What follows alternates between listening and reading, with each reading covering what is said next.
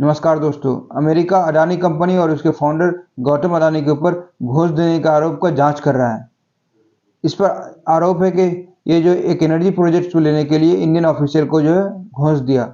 अडानी के साथ और एक कंपनी अजूर पावर ग्लोबल, ये दोनों कंपनी ने जो है एक सोलर प्रोजेक्ट के लिए बिड लगाया था और दोनों कंपनी को ये अवार्ड मिला।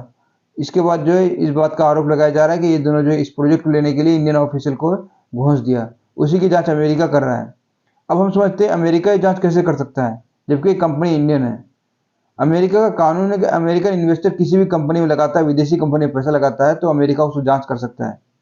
अडानी कंपनी के ऊपर बहुत सारे अमेरिकन इन्वेस्टर है और अमेरिकन इन्वेस्टर है तो एक अमेरिका को पावर हो जाता है कि वो उसी इन्वेस्टर इस कंपनी के अंदर है तो फिर जांच कर सकता है।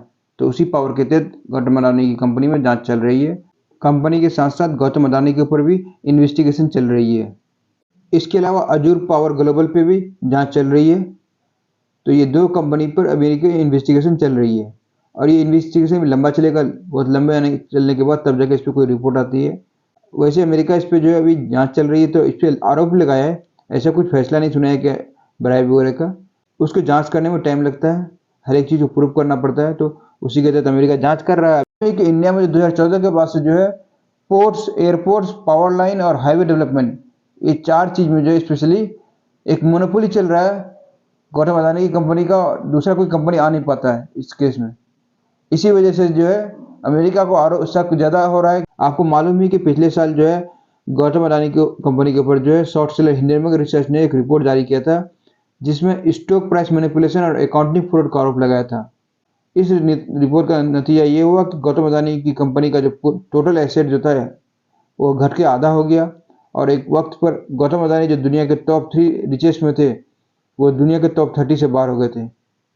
और इस रिपोर्ट की वजह से अडानी कंपनी को ओवरऑल 100 बिलियन का लॉस हुआ। इसके बाद ये मामला सुप्रीम कोर्ट गया तो सुप्रीम कोर्ट में जो एसआईटी जांच का मुद्दा उठा। तो जिसके बाद जो इस केस की जांच तो एससीबी कर ही रही थी, स्टॉक एक्सचेंज के। इसके बाद जो है फिर एसआईटी बनाया, सुप्रीम कोर्ट ने एक एसआईटी बनाया और एसआईटी ने इस केस की जांच की और लंबी जांच चलने के बाद सीबी ने इस केस में गौतम अडानी को क्लीन चिट दे दिया। उससे कुछ दिन बाद एसआईटी भी क्लीन चिट दे दिया, जिसके बाद गौतम अडानी इससे बाहर आ गए। उसके बाद फिर जो है अब दोबारा फिर अमेरिकन रिपोर्ट एक जारी हो गई इस पर। अब उसकी इन्वेस्टिगेशन चल रही है।